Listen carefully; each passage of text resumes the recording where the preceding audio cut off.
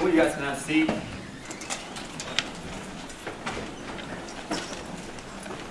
Welcome.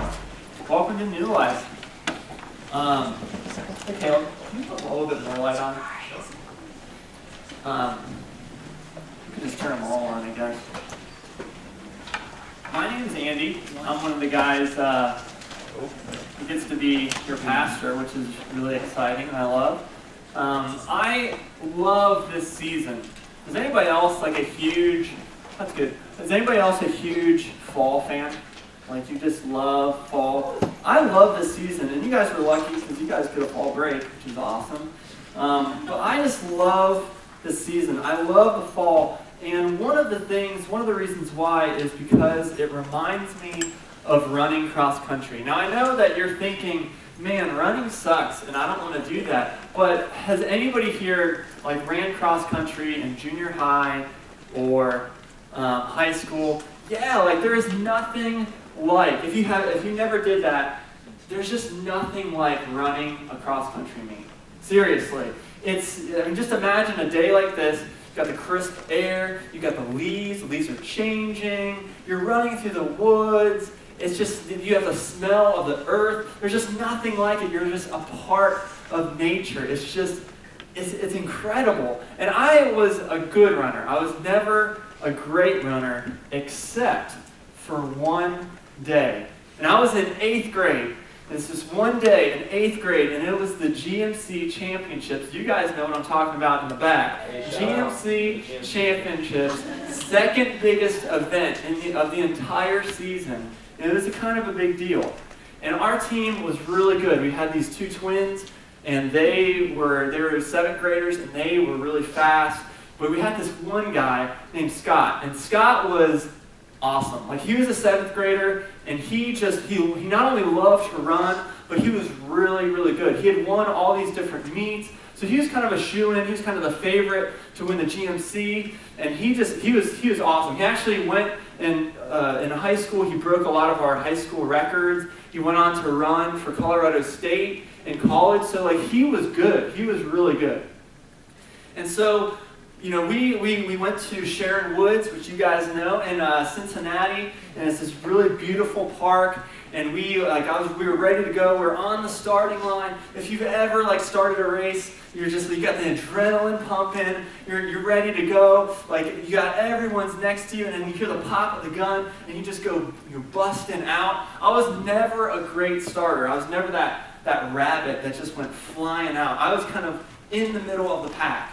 And so the start happens. There's like 100 runners. I'm probably in the 30s. So I'm like, all right, I got enough time. I have 2 miles to try to get ahead. So I'm just like slowly, and that's kind of how I like to run, because I like to pass people. I hate to be passed. So I kind of like people in front of me, so then I can just pick people off one by one. So then by like around the halfway point, I was in like 18th place. Then with only about a half mile left, I was in 8th. And then the rest of the course was basically this. There's this long stretch, and then this left-hand turn, and it went down this hill, like this steep hill, and then it went into the chute, which is where the finish line is at. So I have a 0.5 left, and I can see the runners in front of me. I can see the 7 runners in front of me, and I just start putting on the jets. I start moving, I'm running, I'm like, I gotta catch up with the people in front of me. So I pass one guy, then I pass another guy. I'm in 6th place, which the year before I finished 6th in the GMC. So I felt pretty good. I was like, this is good. I'm at least where I was last year. But then I see my 2 teammates ahead of me, like the 2 twins. They're in 3rd place and 4th place.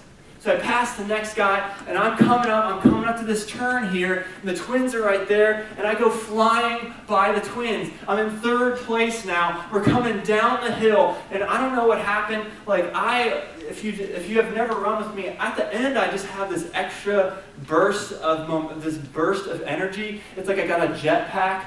It's like white lightning. Like I've got that extra oomph, and I just put the jets on.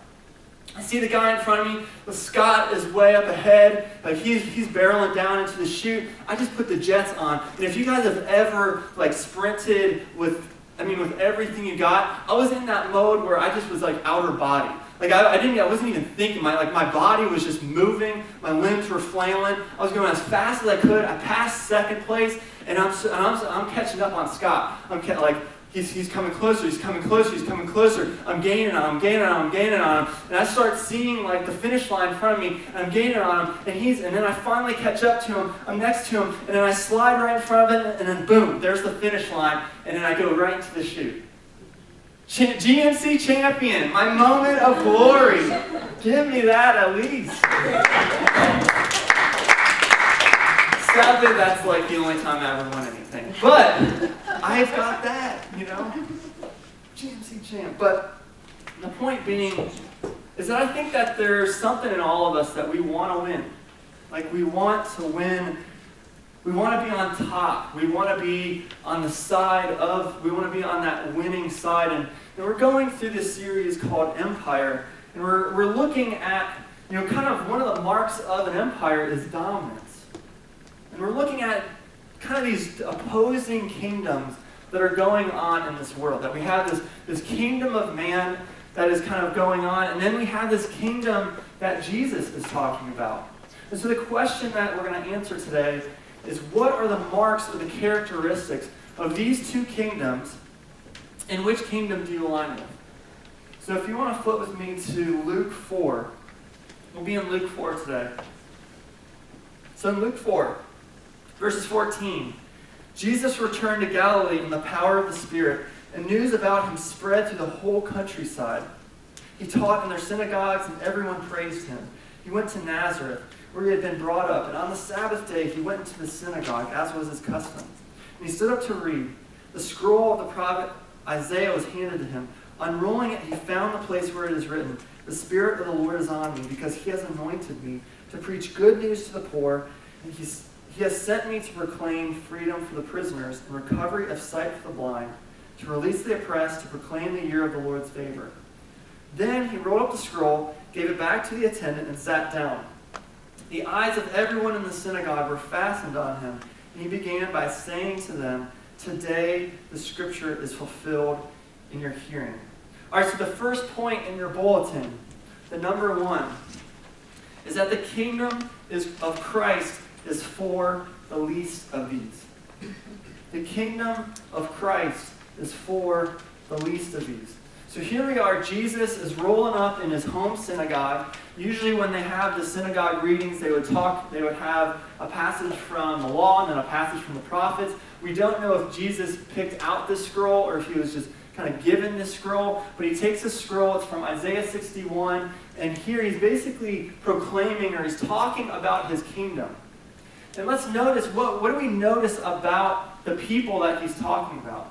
The people that his kingdom is about.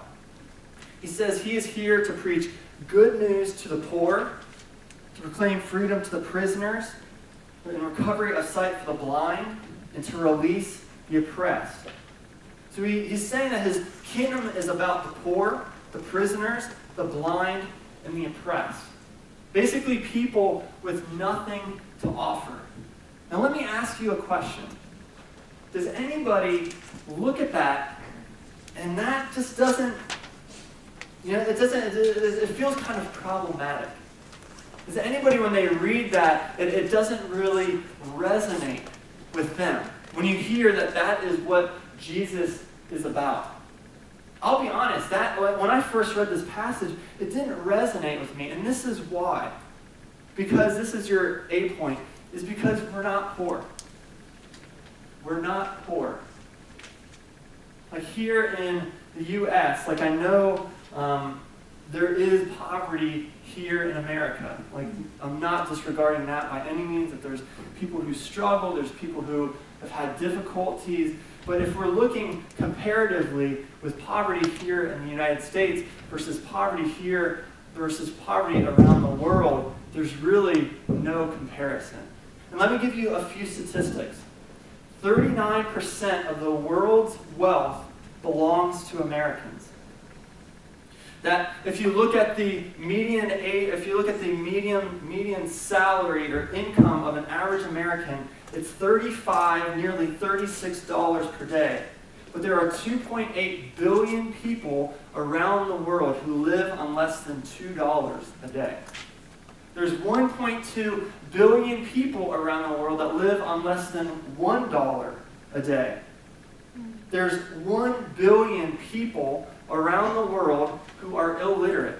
And we get to be at one of the most prestigious universities in the country. And there's 1 billion people who aren't literate. There are over 1 billion people who do not have access to safe water. And today I took a shower as long as I wanted. There are 795 million people who do not have enough food to lead an active and healthy life. I remember being a student and having swipes and just trying to get rid of them. That's 1 in 9, every 9 person on the planet who doesn't know if they're going to have a meal. And these are, I know these are just statistics, but I've seen some of this poverty. Like I remember, Felicia and I, we went to Calcutta, and Calcutta is a crazy place. We went into, this is a picture from Calcutta. We landed in the airport, and I will never forget this. We're driving on the airport to our hotel. It's like 15 minutes, and we're driving down the high street of Calcutta, and literally you could not see the sidewalks because there were people sleeping on the sidewalks. Can you imagine that? Can you imagine from like High Street, right here on campus, all the way down to German Village, just people. You would not actually be able to see the pavement because people are sleeping on the sidewalks. We couldn't get into our hotel because people were sleeping on the stairs, and they were sleeping in the hallway. Yeah, it was a pretty shady hotel, you know. But that, and then the next day we went outside, and there was a whole family, a woman and 5 of her kids are living underneath a tent. Then we're walking down the street, there's a baby, Zaria's age, like 4 months old, sleeping on cardboard next to this high street in Calcutta. This is the busiest street in Calcutta, and I don't even know where the parent is, but this baby is just sleeping on the sidewalk. I mean, that's the picture right there. People digging through garbage, abject poverty, not being able to feed themselves. I mean, there's 1 million homeless. There's 1 million people in Calcutta who are homeless, which is more than the city of Columbus. Like, this is real poverty. So I think that, relatively speaking, I don't connect with this passage because I haven't experienced this personally. And then I think the second thing is that, and this is your B, is that we don't want to be poor. We don't want to be poor, but we want to be on top. Like, we do everything in our power to not be poor. I mean, is this not why you're here at Ohio State?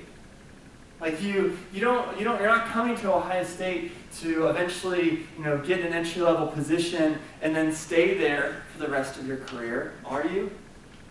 Nobody wants to just watch all their peers succeed while they are failing to launch. No one wants to struggle to put food on the table. No one wants to be unable to give their kids the best education. No one wants the difficult life over the comfortable one. This just isn't natural for us. Like, we want to be on top. We want to fight for our own well-being. We want to fight for our survival, for our benefit, for what's comfortable. And in our minds, what is comfortable is to be on top. Nietzsche, the philosopher Nietzsche, said it this way. He said that everything is a will to power, or it's a struggle for dominance. I mean, I think we see this in the systems that these big, larger systems in our world. We see this in politics. We see this during this election time, where both parties, let's be honest. All right, let's take off our hat for a second. Let's be honest. Do you think the candidates in these parties really care about us?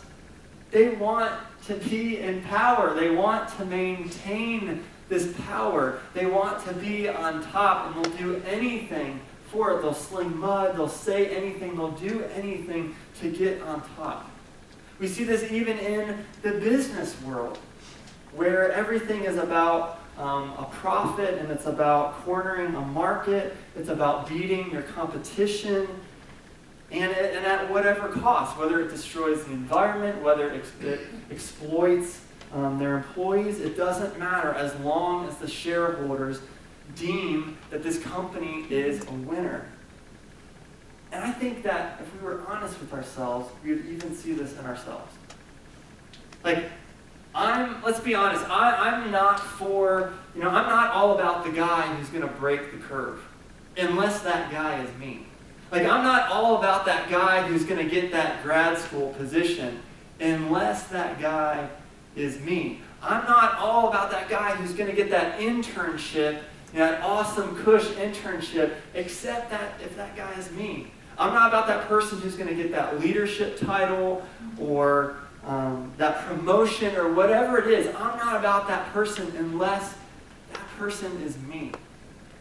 I think we all want to be on top. The question is, what if we got there? And what if we got there, would we truly be satisfied? There's this article about Urban Meyer. I don't know if you guys have read it. It's such a good article. It's talking about how he struggled with mental illness. And in the article, he explains, like, if you don't know Urban Meyer, he loves to win. That's just such a motivating factor in his life. And when he was at the University of Florida, when he won his first championship, he beat us, and he won the championship. He's got the crystal ball at the time. He's on the podium. He's got the crystal ball. And the thought that's going through his head isn't, this is incredible. I can't believe we won the world championship. Like, the championship, this is unbelievable. But what he's thinking is, we've got to do this again. Like, we have to repeat. We have to do this again in order to prove that this wasn't a fluke. Then 2 years later, they win again, and it's like that night, he goes back to his office, or that night or the next day, he goes back to his office, and he's immediately thinking, we got to start recruiting today, like tomorrow. We got to get on this. We got to get the edge, because everyone, all these other programs, they're going to start recruiting. They're going to start recruiting now, so we got to get the edge. In order to stay on top, we have to start recruiting tomorrow. Couldn't even enjoy the victory of his championship. And his body broke down. Like, literally, he had to leave Florida. He had heart problems. Most of you guys know the story. Florida's loss is our gain. But I mean, he couldn't handle it. Like, it isn't, like, chasing after the things of the kingdom of man is not sustainable. Like, constantly chasing after trying to be on top, it's not sustainable, and it won't even satisfy. When Jesus looks at these things, he says, whoa, or he says, beware. If you want to flip just 2 pages over to Luke 6. Jesus has this passage in Luke 6. Verse 20, he says, blessed are you who are poor. In some versions of the Beatitude, it says poor in spirit in Matthew. For yours is the kingdom of God. Blessed are you who hunger now, for you will be satisfied. Blessed are you who weep now, for you will laugh. Blessed are you when people hate you, when they exclude you and insult you, and reject your name as evil because of the Son of Man. Rejoice in that day and leap for joy, because great is your reward in heaven. For that is how their ancestors treated the prophets. But woe, or beware, beware to you who are rich, for you have already received your comfort. Beware, woe to you who are well fed now, for you will go hungry. Beware, woe to you who laugh now, for you will mourn and weep. Woe, or beware to you when everyone speaks well of you, for that is how their ancestors treated the false prophets. I resonate with the woes and the blessing, or the woes and the bewares, a lot more than the blessings. I don't know about you guys.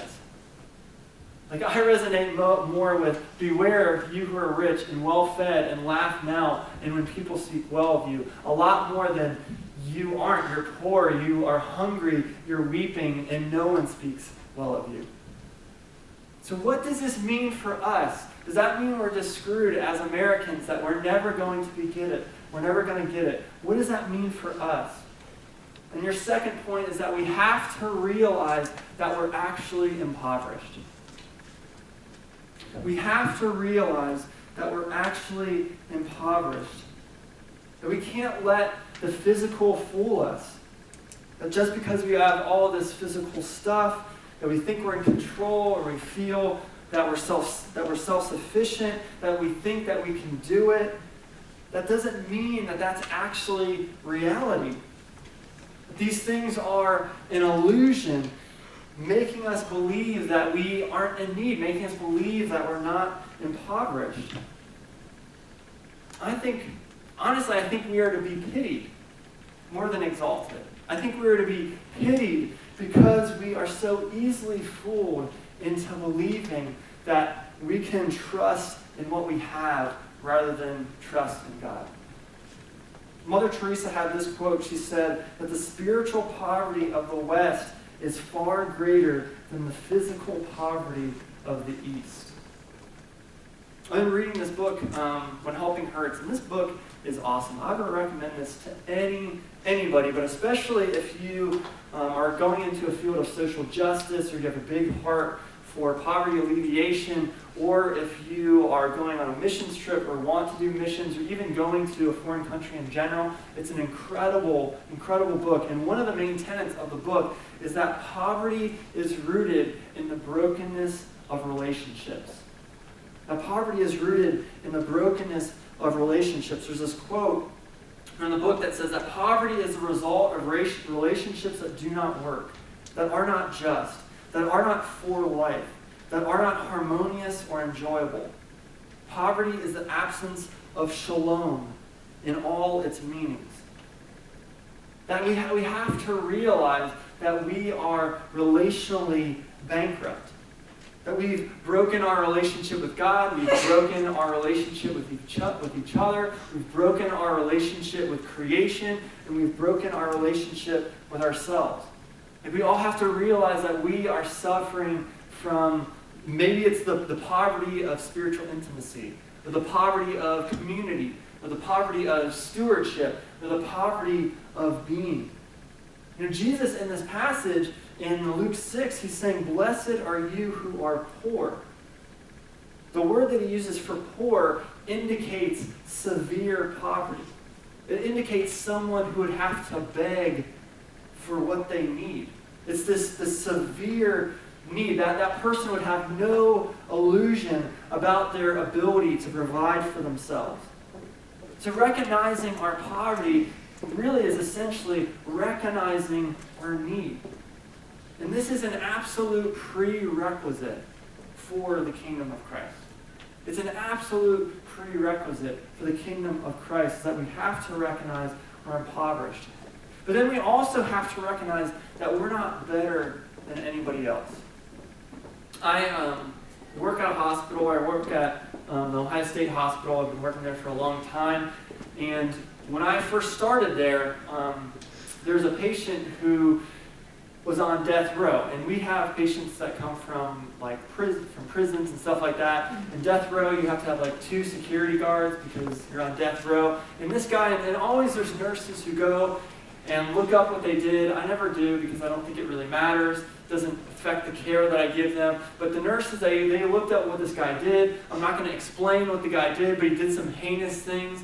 Like he had murdered some people, and he was on death row for a reason. And all of the nurses are looking at this guy, and they're like, and he's on a ventilator, he's on life support, and they're looking at this guy saying, I wish this guy were dead.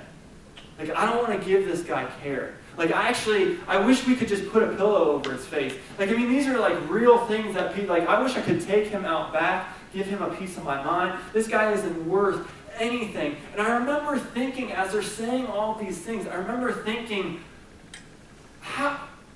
who are we? Like, I'm no better than this guy. Like, none of us are any better than this guy. Like, yeah, I haven't murdered people, but there's some messed up stuff that goes on in my head and in my heart. I think if we're honest, we all have had messed up stuff happen that we've done in our lives that are going on in our mind, going on in our hearts. Like, I'm no better than this guy. Like, we both have destroyed relationships because of our sin. Like, we both have felt locked and trapped and shamed by the evil that lurks within us. Like, we both have been blinded by our wants and our desires and our cravings. Like, we both have been oppressed by the heaviness of the weight of all this stuff pressing in on us, trying to get us to do it. Like, Jesus is saying, this is why I'm here. This is why I'm here. Like, this is what my kingdom is all about. This is who my kingdom is for. Those who realize that they can't. Those who realize that they have no power. That they're low, that they're stuck without me. The beautiful thing with the cross is that, the beautiful thing about Christ is that, you know, Jesus is on the throne, and Jesus is the king, and he comes down and makes himself low, becomes a human being, experiences what we experience, and not only that, he lives an impoverished life, a physically impoverished life. He gets in the gutter with us and bears all of our garbage, all of our spiritual poverty. He puts that all on himself, and this is the king. This is the king who is stooping down like next to that child in the street and being like, that's what my kingdom is all about. And he's looking at all of us and he's saying, you guys, you're what my kingdom is about. People who are low, who understand their need for me. That's what my kingdom is about. In the Luke 4 passage, the poor, the prisoners, the blind, and the oppressed. And he goes on and he says, to proclaim that he came to proclaim the year of the Lord's favor, or the year of Jubilee.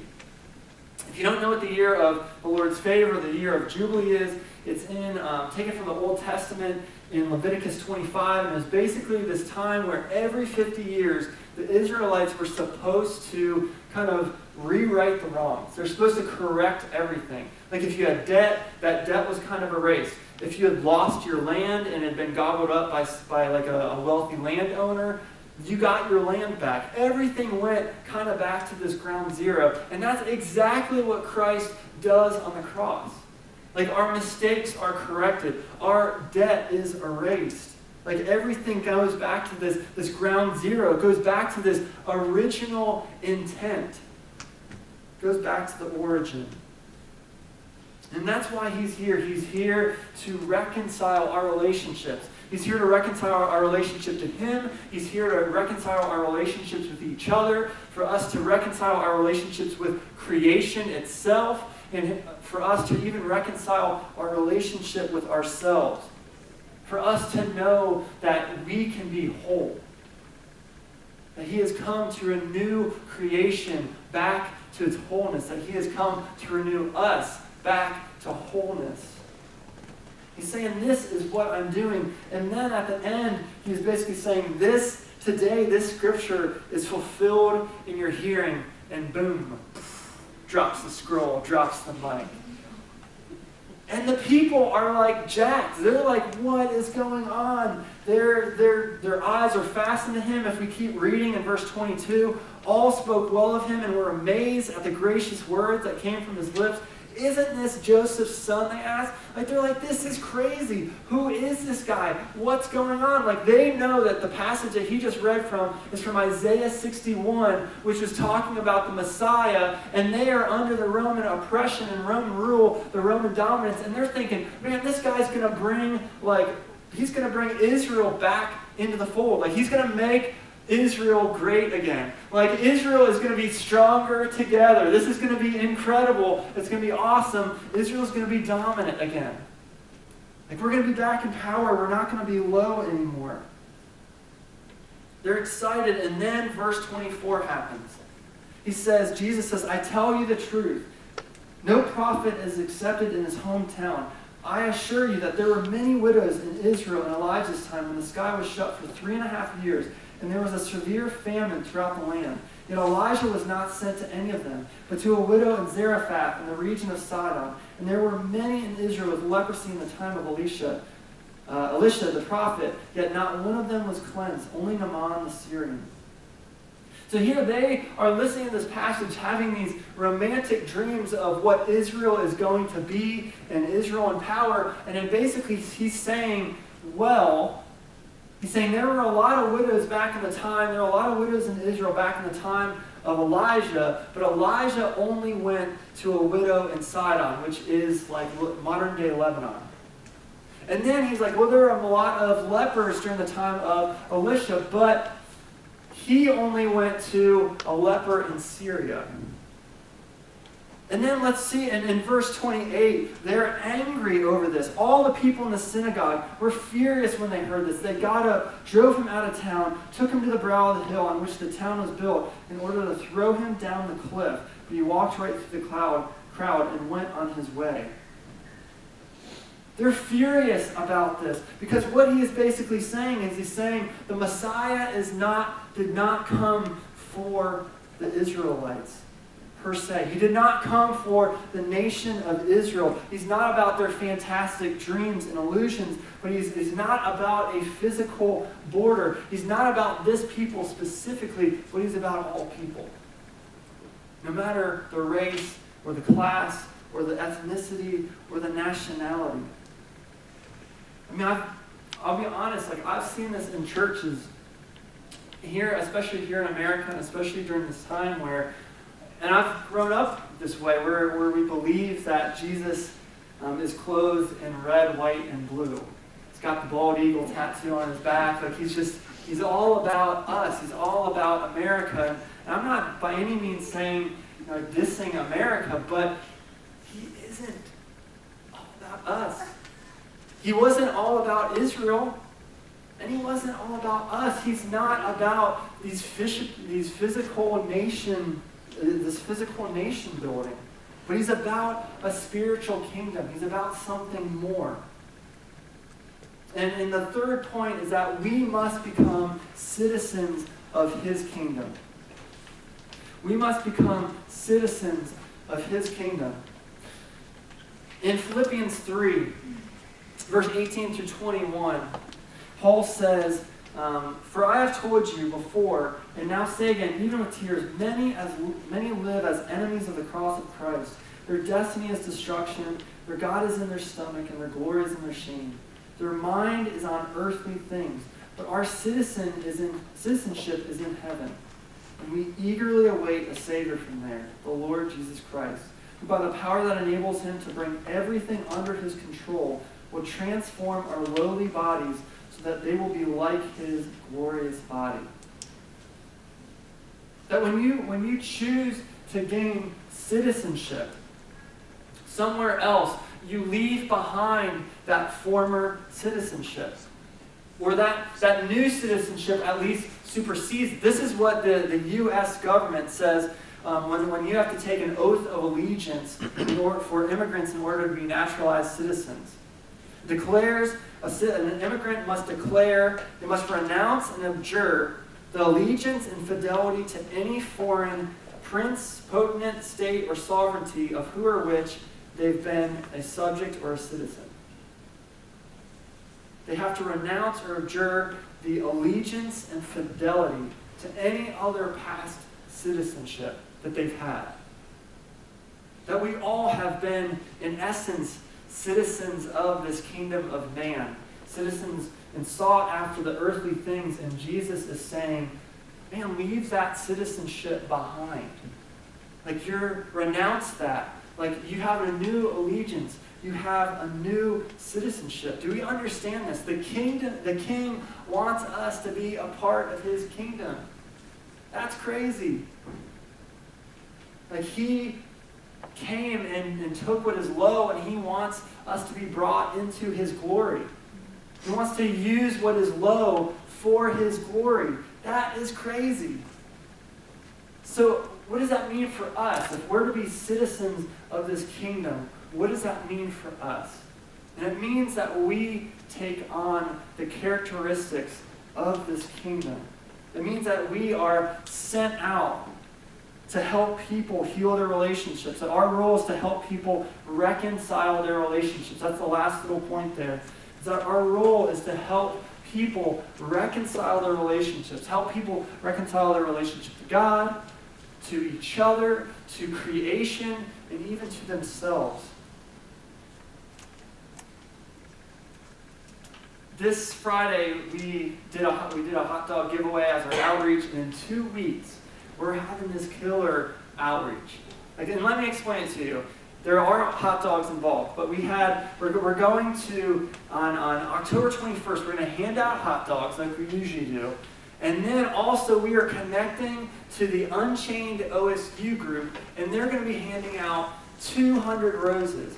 And I don't know if you understand, if you haven't been to one of our outreach events before, it's just incredible. It's an incredible time to connect with students, to love students, and basically everyone comes up and they're really excited and they're like, why are you doing this? And we get to tell them, well, because you matter, because you're valuable to us, because we just want to serve you, because, and then they're like, well, what type of organization is this for? And it's like, well, we're part of a church, and they're like, yeah, I love Jesus, he's awesome. And then it's just like you're able to kind of connect with people and share who God is.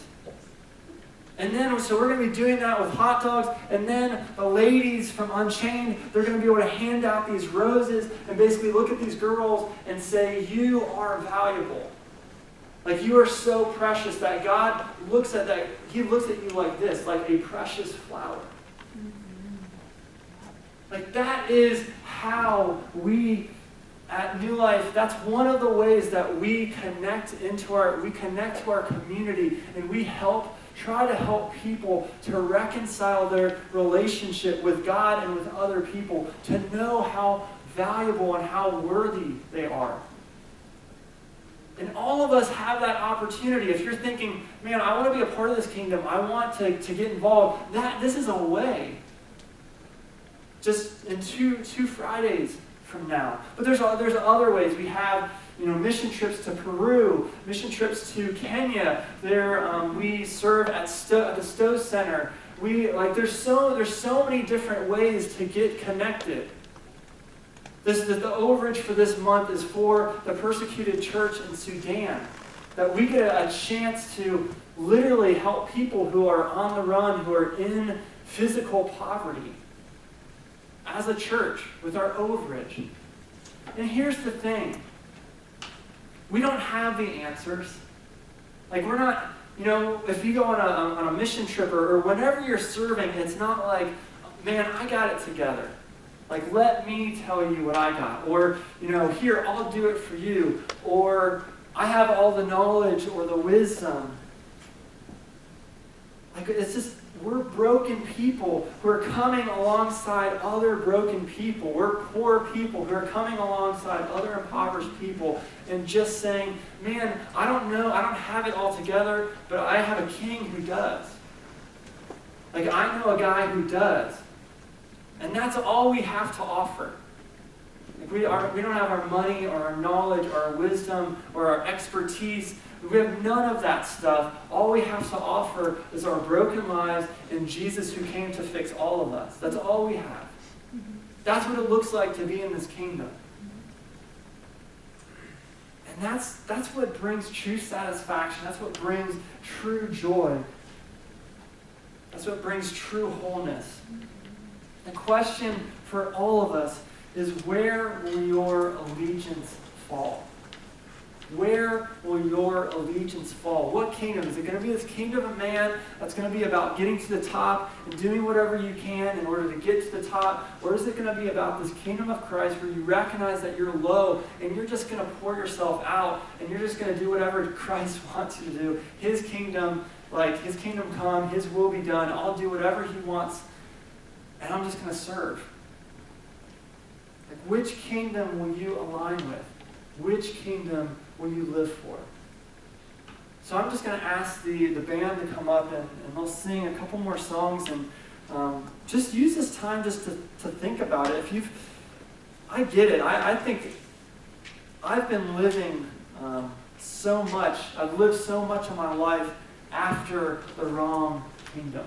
I've spent so much of my time, my energy, my money, my resources on building the wrong kingdom. And I just don't want that in my life anymore. And maybe that's just what you need to declare today is just to say, hey, I'm going to be a citizen of a different kingdom, and I'm renouncing that. Like, we're going in a different direction now.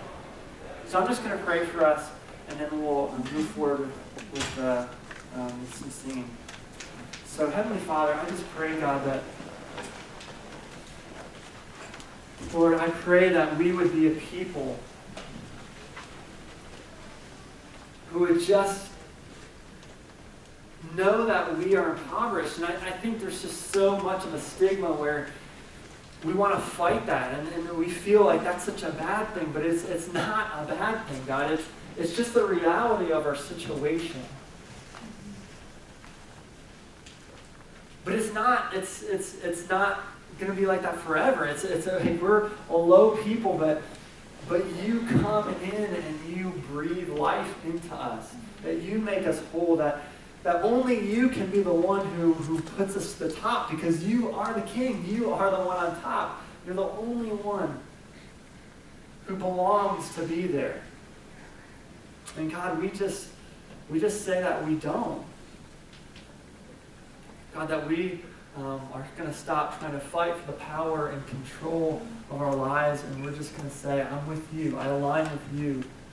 Like, I want to bring this kingdom to fruition. And so, Lord, I just pray that would be true of my life and true of our life. And we pray.